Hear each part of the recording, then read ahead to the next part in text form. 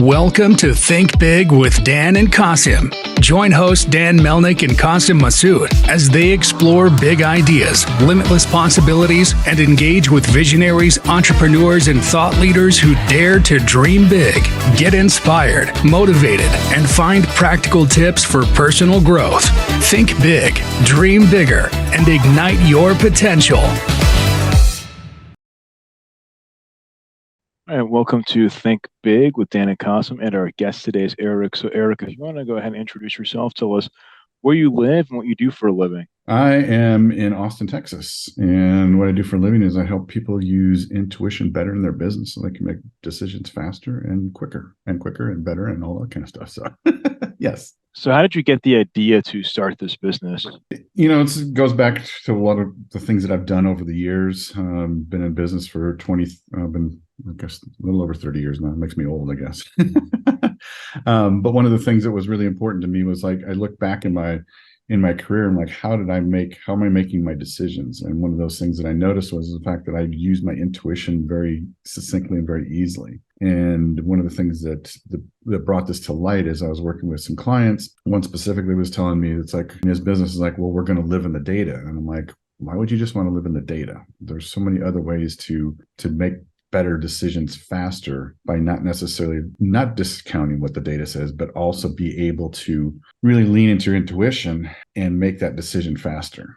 And one of the things that I noticed with him was the fact that it's like, we're waiting for all of this data. We need more data, as opposed to like, well, we can just make this decision and move forward. And he was stuck in that place. And one of the things that I helped him do was to like get beyond that and think, let's just make this decision, because more than likely, we're not going to have all of the information. And that's the whole problem is that everybody thinks they need to have all of the information and will wait for that information. In the meantime, their competition is outmaneuvering them because they're making faster decisions. And so as I looked through this, I'm like, I just use my intuition really well. Started doing a lot of research on intuition. This is something that everybody can learn how to do. We carry it with us all the time. Why not use the tools that we have? We have to wait for the data. We have to have somebody calculate the data. Somebody has to pull the data. Then we have to analyze the data, and we have to analyze it again because we didn't get the answer we might have been looking for, because we're so entrenched in like, this is the answer I want it to be, as opposed to like, let's take the answer for what it is, move forward, and adjust as we go. That's kind of where this all came from.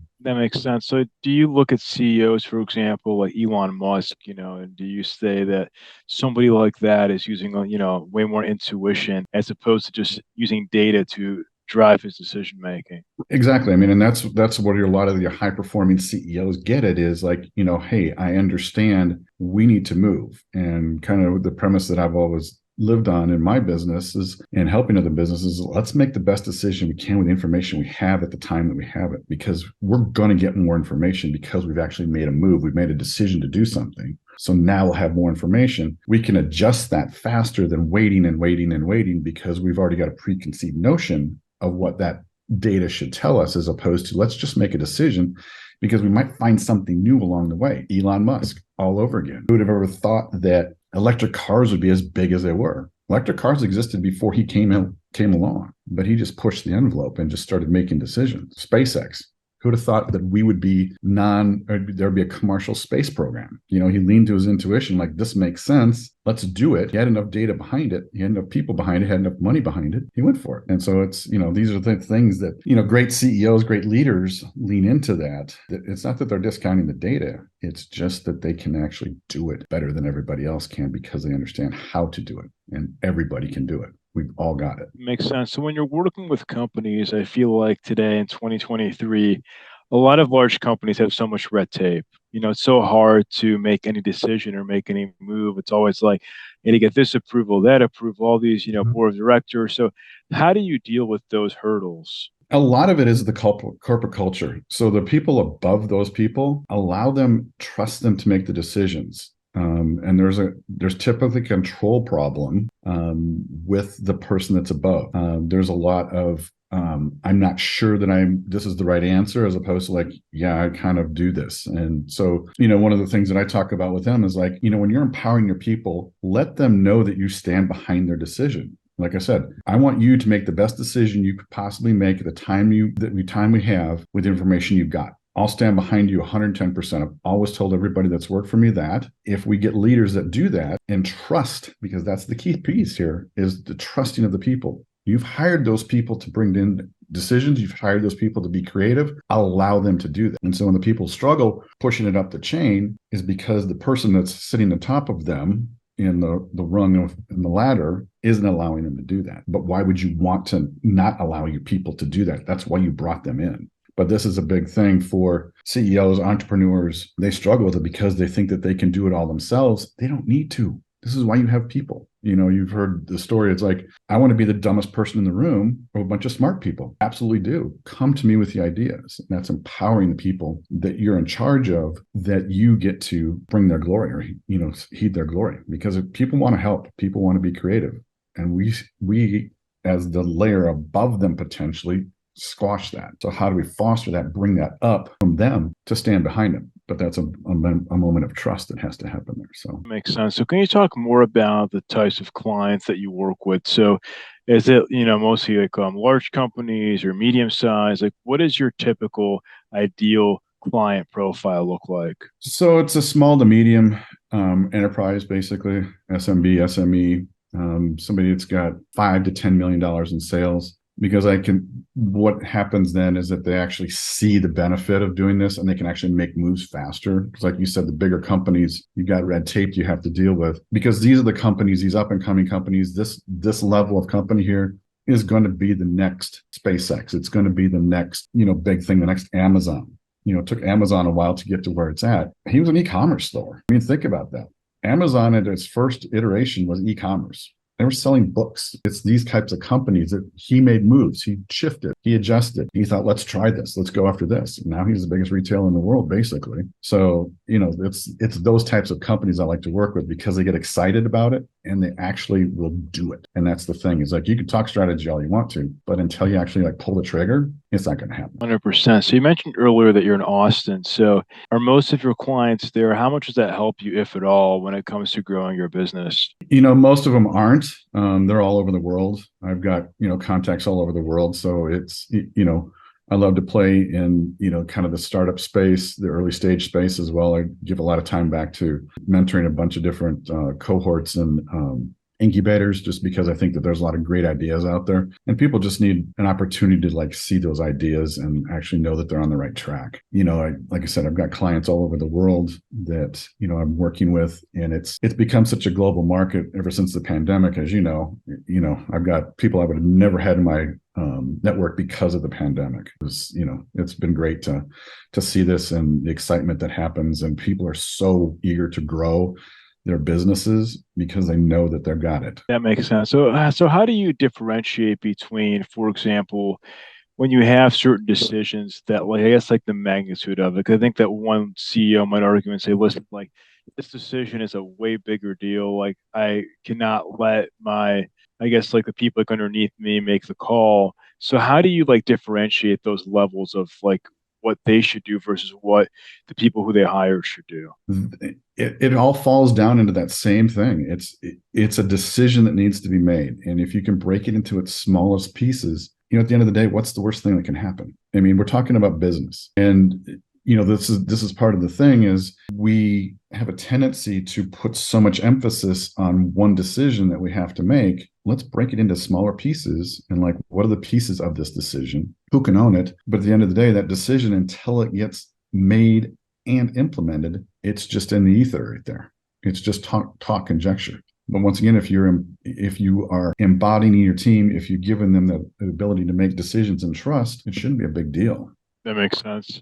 So what is the role of technology when it comes to your business? So technology brings, we're talking about this, it brings the data, but it's only one piece of it. It's the role of technology is to get people in front of you, but then you have to take care of them. And so it becomes how can I use the technology? How can I leverage the technology in order to talk to more people, in order to help more people? Because at the end of the day, it's talking to each other how business gets done. I had this conversation yesterday with somebody. I'm like, how many people are you talking to? Literally talking to. We get so enamored with like, oh, here's an email thing. Like we look at open rates and click-through rates and all this kind of stuff. Yeah, but how many people are you talking to? We use that as a way to bring people in. And as long as we understand that that's the leverage in order to do that, then we can get into these conversations, because people ultimately buy from people. 100%. So in terms of, you mentioned technology when it comes to your day-to-day, but just in terms of reaching new clients, right? Like, how do people find out about you? I mean, do you send lots of cold emails, or is it more just like word of mouth? Like, how do you get the word out about your services? A lot of it's word of mouth, but it's also, being present on social media. I spend a lot of time on LinkedIn, Instagram, talking about the things that are important in business. And, not a lot of cold email. It's, once again, I feel like it's a relationship building. It's people who know who I am and have had success with me are like, you need to talk to Eric. And I get a lot of business that way. But it's really providing value in those things. And as you know, this is any business. As long as you're providing value, people feel that you're giving them great service and for what they're paying for, they will come back. They don't want to go someplace else. They really don't. 100%. No, I think that's so true. I think people, want to keep working with the same people, to your point. As long as they're getting value out of it, they're more than happy to pay and keep them on retainer. I think that, those relationships are so important. It's like, even you save, however much money, but it's not even about like the money at that point. It's like, I know this person. Mhm. I know that they can deliver. I don't need to go anywhere else. Right. I mean, and that's what it is. It's like, what are you paying for and what do you get out of it? I mean, I had a client that just over 6 months, we did an extra $1 million in her business. I mean, what's that worth to you? This is stuff that's outside of what they were originally planning to do. And, what is that worth to you? What is that worth to have somebody sitting next to you working on these things, figuring out the plan, being able to help you implement the plan and make it happen? I mean, it's so important to have, if you don't have a coach, you don't have a mentor, you don't have somebody sitting there looking at your business in a different light than what you are. It doesn't have to be me. It should be me. But you should be able to have that relationship with somebody. You think about all the professional athletes. They don't do it themselves. Why would you as a business want to do it yourself? Why wouldn't you want to have somebody helping you do that? And that's the thing that a lot of entrepreneurs, a lot of CEOs don't understand. But once they get it, they understand the power of it and what that does for them. That makes sense. So, what is the role of artificial intelligence when it comes to your business? Oh, dude, that's such a massive research tool. AI has been like a game changer just to like understand things that I don't understand, help me read books faster.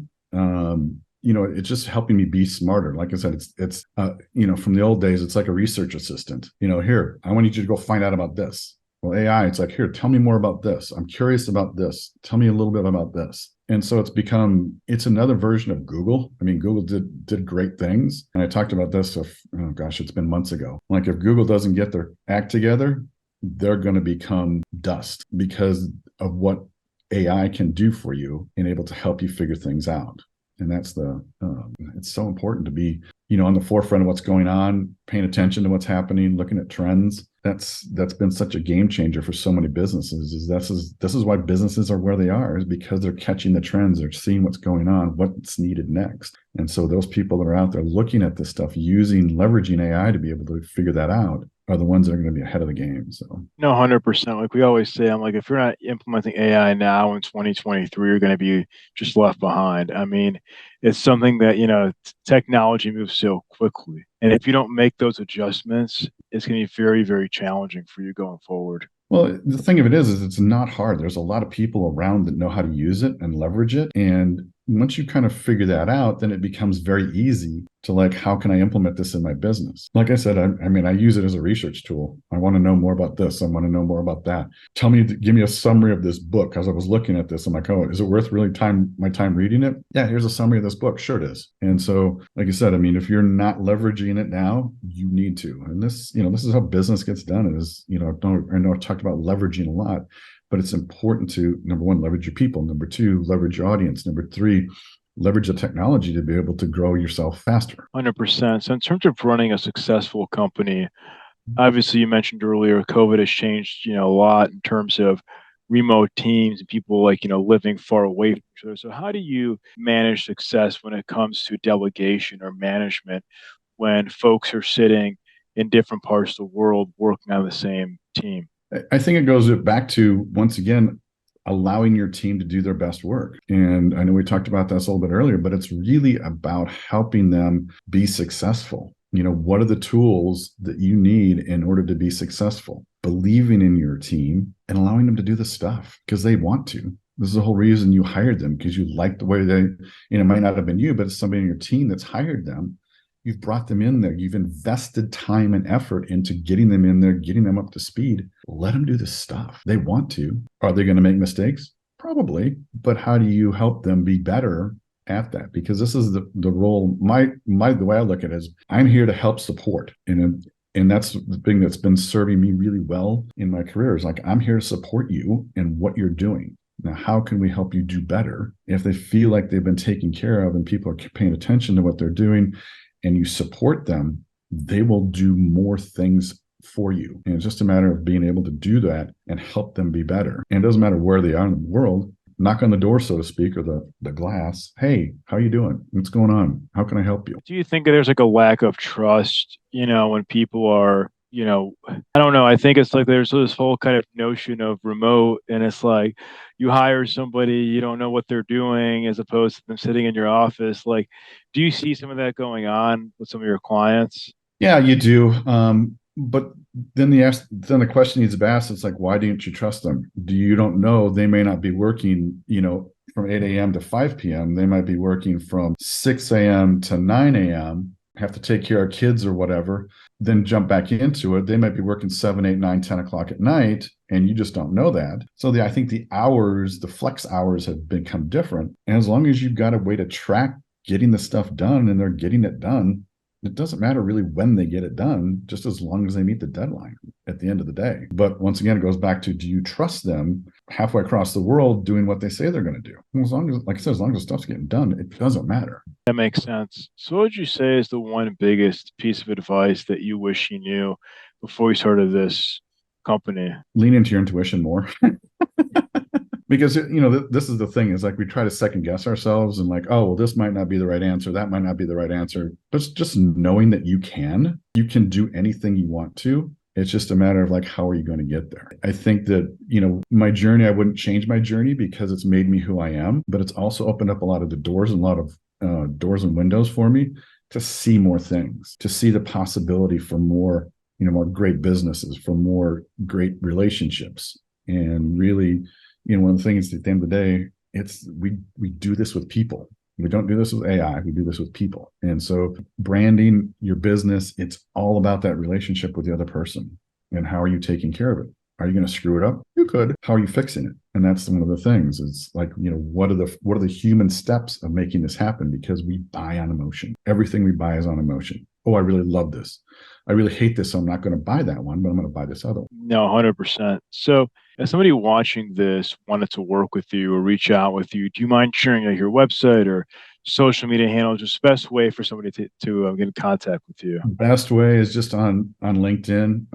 I've got GHSD Group. That's my website. You can reach out to me at eric@ghsdgroup.com. Either way is fine. I try to keep it very, very pointed because so many people have so many entry points. Just jump on LinkedIn. That's easy, probably the easiest way. Or like I said, you can reach out. You can find my other email handles or email social media stuff. I'm out there as Eric Samdahl all over the place. But LinkedIn or just reach out to me at eric@ghsdgroup.com. Awesome. Well, Eric, thank you so much for your time. It was a pleasure. I learned a lot. And yeah, thank you. Thanks, Dan. Appreciate it. All right. Bye.